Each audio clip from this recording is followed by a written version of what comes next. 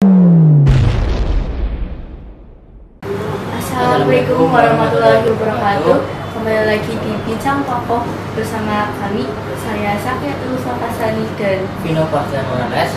Pemirsa Mendadak TV, tahukah saya sekarang ada di mana? Ya, sekarang saya berada di Polres Cilacap. di sebelah kami sudah ada Pak Kapolres Cilacap. Boleh sama beliau. Ya, saya Kapolres Cilacap, AKBP Kowidiantoro SIKMH. Saya ucapkan selamat datang di Polres Cilacap. Nanti kita bisa bincang-bincang apa yang ditanyakan sama adik-adik berkaitan dengan Polres dan organisasi Polres yang ada. Sudah berapa lama Bapak Kapolres menjabat di Polres Cilacap? Lalu apa tugas dan wewenang Bapak? Jadi alhamdulillah saya sudah bertugas di Polres Cilacap kurang lebih 8 bulan. Saya dilantik oleh Bapak Kapolda tanggal 27 September secara resmi. Saya melaksanakan tugas tanggung jawab sebagai Kapolres Cilacap pada saat itu tanggal 27 September tahun 2021 sampai saat ini. Jadi kurang lebih 8 bulan saya sudah bertugas di Polres Cilacap ini sebagai Kapolres Cilacap. Kemudian tugas wewenang, tentunya kalau kita berbicara tugas dan wewenang kita sebagai anggota Polri, mungkin adik-adik juga banyak melihat apa sih yang dilakukan Pak Polisi di jalan. Jadi secara umum itu sebenarnya Pak Kapolres, Wakapolres, termasuk seluruh anggota personel Polri yang ada di lapangan, yang mungkin adik-adik lihat, ada Polantas, ada Sabara, ya, yang membedakan cuma satuan-satuan tugas masing-masing. Kita memiliki tugas dan tanggung jawab yang sudah diatur dalam undang-undang. Namanya Undang-Undang Nomor 2 Tahun 2002 berkaitan dengan Kepolisian Negara Republik Indonesia mengatur tugas tanggung jawab kita. Salah satunya kita ini sebagai pelindung dan pengayomnya masyarakat. Kita harus menjalankan itu. Sehingga polisi ini bagaimana harus bisa dekat masyarakat. Adik-adik nggak usah takut sama Pak Polisi, ya. Dulu kalau zaman dulu ya ditakutin ada Pak Polisi mau ditangkap ini, nggak ada. Sekarang udah nggak ada. Kayak gitu sudah tidak.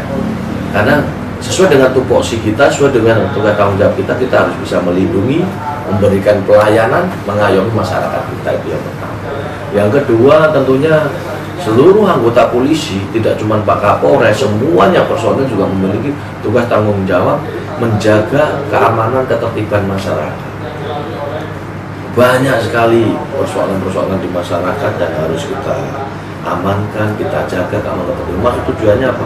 Biar masyarakat juga bisa melaksanakan aktivitas dengan nyaman, aman, tidak ada merasa ketakutan karena gangguan kamtipmas yang terjadi. Yang ketiga tentunya tugas tanggung jawab kami sebagai penegak hukum. Nah, penegakan hukum ini saat ini merupakan tindakan ataupun tugas yang kita lakukan kalau memang benar-benar memang perlu adanya suatu upaya-upaya penegakan hukum. Dalam artian kita lebih bagaimana melaksanakan memberikan pelayanan kepada masyarakat dengan baik, melayani masyarakat dengan baik, sama dengan adik-adik semuanya. Pak Polisi di jalan itu kenapa dia ngatur lalu lintas, yaitu pelayanan, memberikan pelayanan kepada masyarakat biar masyarakat bisa nyebrang dengan baik. Kemudian menjaga keamanan ketertiban supaya tidak ada orang banyak maling, orang banyak melakukan tindakan-tindakan anarkis, maunya sendiri, main mukulin orang dan segala macam, itu tidak boleh. Sehingga dijaga adalah polisi itu. Baru penegakan hukum ini kalau memang ada masyarakat merasa dirugikan secara hukum, mungkin ada korban penganiayaan, korban pemerkosaan, masalah narkoba dan segala macam, itu baru polisi melakukan upaya-upaya penegakan hukum. Nah, itu sesuai dengan tugas pokok kita yang kewenangan kita juga banyak. Kewenangan polisi bisa menghentikan orang. Makanya kalau di jalan, kenapa Pak Polisi menghentikan orang, memberikan peluang jalan kepada mungkin salah satu jalan ditutup, yang jalan lain dibuka. Yaitu salah satu kewenangan yang diberikan oleh undang-undang. Yang diberikan oleh undang-undang untuk mengatur lalu lintas jalan. Kewenangan kita bisa menangkap orang, tapi tidak asal nangkap. Tentunya harus dibuktikan dengan alat bukti yang kuat bahwasanya orang yang akan kita tangkap ini memang benar-benar dipersangkakan sebagai seorang tersangka yang memang terbukti melakukan tindak pidana dengan alat bukti yang kuat, sehingga tidak ada nanti asas praduga tak bersalah tetap berjalan dengan baik. Masyarakat yang kita tangkap memang benar-benar memang dia yang melakukan perbuatan melakukan pelanggaran. Banyak sekali kewenangan kita melakukan pengamanan, ada pengamanan masyarakat, ada kegiatan masyarakat, pasti ada Pak Polisi datang. Karena kita melakukan pengamanan biar apa sih? Biar tidak terjadi keributan, biar Kamtipmasnya juga terjaga, sebenarnya seperti itu. Maka setiap kegiatan masyarakat, polisi punya kewajiban wajib hadir di tengah-tengah masyarakat untuk menjaga keamanan seperti itu. Itu kewenangan-kewenangan yang kita miliki. Masih banyak lagi kewenangan-kewenangan yang kita miliki, kalau kita sebutkan satu persatu. Ya, ada pengaturan lalu lintas, jaga penjagaan, kemudian pengamanan, ada penangkapan, kemudian ada patroli, banyak sekali yang dilakukan oleh personil anggota kita di lapangan. Tentunya maksud dan tujuannya yang tadi, bagaimana kita melakukan kewajiban juga tanggung jawab kita sebagai anggota polisi yang 3 tadi. Yang tadi nomor 1, perlindungan pelayanan dan pelayanan kepada masyarakat, termasuk pelayanan di kantor polisi. Dia mau bikin SKCK, lulus SMA, itu bagian dari pelayanan. Mau bikin SIM nanti, mau ini sampai naik sepeda motor, jangan kecil-kecil naik sepeda motor. Ya, kalau udah 17 tahun ke atas lah baru. Ini diingetin sama teman-teman. Kita harus jadi generasi muda yang benar-benar taat dengan aturan. Ini yang paling penting. Harus taat sama aturan, harus hormat sama orang tua. Ya, ini yang saya pesan sama adik-adik saya ini. Ya, gitu. Kami ingin tahu siapa sajakah jajaran yang terdapat di Polres Cilacap? Jadi namanya ini organisasi ya, jadi di sini ada Pak Kapolres, tadi saya sampaikan ada Pak Kapolres. Jadi kita memiliki bagian-bagian juga. Kapolres ini bagaimana memimpin, membina, mengawasi, mengendalikan terhadap organisasi ini di tingkat Polres. Di situ ada Kapolres, Wakapolres, ada kepala bagian Kabak namanya. Bagian SDM ada, bagian logistik itu kalau SDM berbicara masalah personil, ya, perpindahan personil, pensiun personil, semuanya sudah diatur. Logistik ada kepala bagian perencanaan juga punya. Ada lagi fungsi yang dipimpin oleh para kasat, ya, ada namanya kepala satuan fungsi, ada Sat Intelkam, Intel, kemudian ada Satreskrim, itu bagian penegakan hukum, kemudian ada Satlantas, Satuan Lalu Lintas yang mungkin ada sering lihat tuh, kan banyak tuh anggota saya tuh sering gatur kalau pagi-pagi, kalau mungkin mau ke sekolahnya di mana, pasti kan di situ ada anggotanya, atau mungkin kalau di sekolah dulu ada PKS dan segala macam. Ada Satuan Sabara itu yang kadang-kadang sering mengamankan kalau ada orang demo, itu kebanyakan kita menggunakan Satuan Sabara. Ada Satuan Binmas, nah ini pembinaan kepada masyarakat yang sering turun, Pak Babin, nah itulah para Babin Binmas. Jadi ada seksi-seksi termasuk beliau ini, seksi humas, ini kehumasan ada seksi hukumnya ada, semuanya lengkap. Jadi organisasi ini cukup lengkap, apalagi di tingkat Polres karena memang kita membawa wilayah yang cukup luas, ya, karena wilayahnya juga sekabupaten Cilacap kalau kita berbicara. Kalau saya Kapolres di mana ya sekabupaten itu tugas tanggung jawab saya. Jadi itu. Sobat The Pitch ingin tahu Polres Cilacap itu apa dan tujuan serta fungsinya? Jadi Polres Cilacap seperti yang saya sampaikan, Polres Cilacap ini bagian daripada organisasi Polri, yaitu bagian daripada organisasi Polri, sebuah institusi lembaga di wilayah hukum kabupaten yang membawa wilayah hukum kabupaten yang melaksanakan fungsi tugas kepolisian yang saya sampaikan tadi.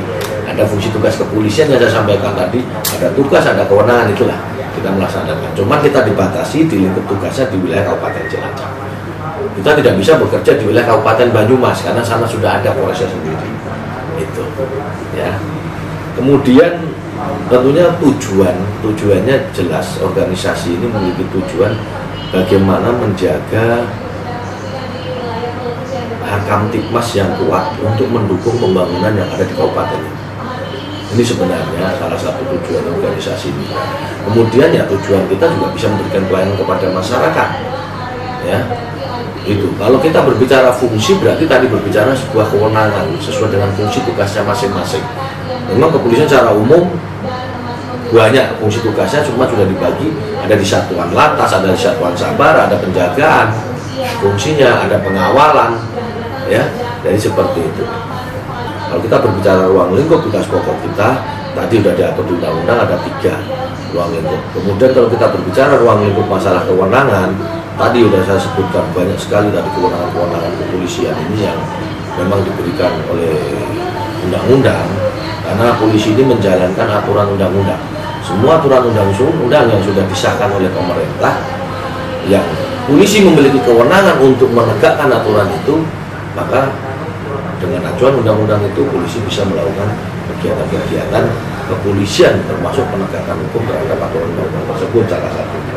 Ya, jadi ruang lingkup kita luas. Kalau kita berbicara ruang lingkup tugas kita, wilayahnya ya sesuai dengan wilayah Kabupaten Cilacap. Ya, kalau ini sampai perbatasan Banyumas, sampai perbatasan Kebumen, itu merupakan ruang lingkup tugas kita yang boleh kita laksanakan tugas di sana. Dan kita di sini memiliki polsek cukup banyak deh. Polsek kita ada 25.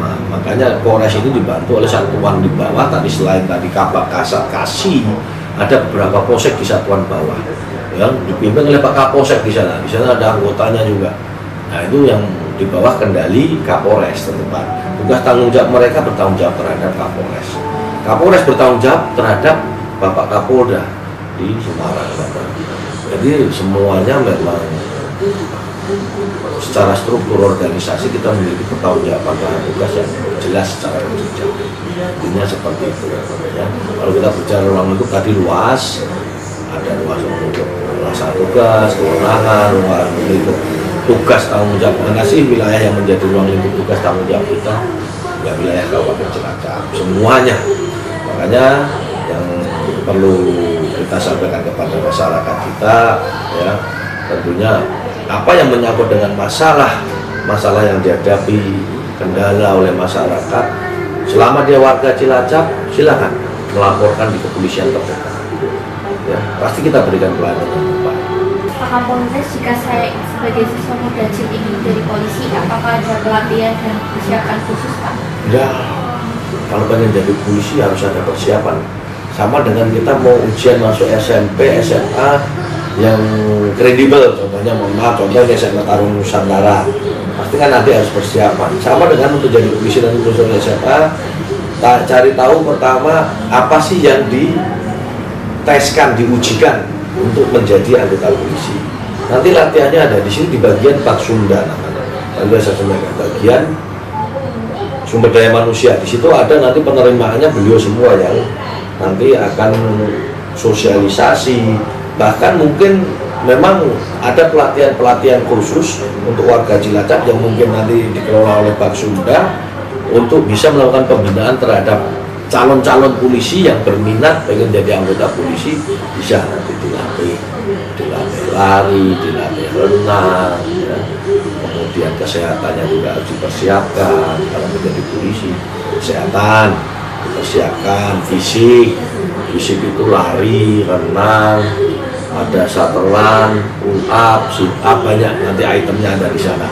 Kemudian kesehatan 1, kesehatan 2, kemudian ada psikologi itu bagaimana nanti melihat kayak nanti ujian, adik-adik ujian. Cuman pertanyaannya lebih nanti lah, kalau adik-adik udah SMA nggak apa-apa, kalau mau berminat nanti bisa koordinasi dengan Polres 1 tahun sebelumnya sudah dipersiapkan. Jadi kalau ingin jadi polisi jangan 1 bulan persiapan, 1 tahun sebelumnya sudah persiapan.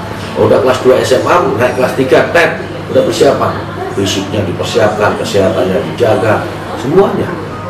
Termasuk latihan psikologi, ada akademik, banyak, semuanya nanti digali potensi-potensi dari calon-calon, tentunya calon-calon anggota Polri yang nantinya bisa lulus, dijaring di sana dari berbagai macam-macam item tes yang sudah dipersiapkan.